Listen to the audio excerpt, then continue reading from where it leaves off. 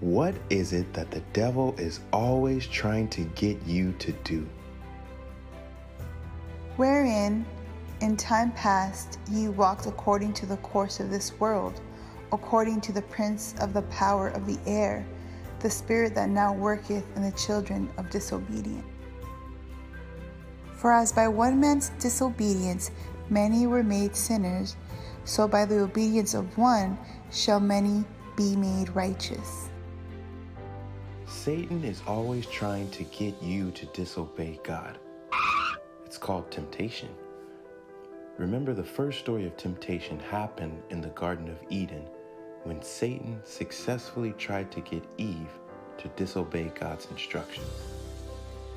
The spirit of disobedience comes from Satan, and in the story of Adam and Eve, we see an example of how it works. Satan tempted Eve to disobey God.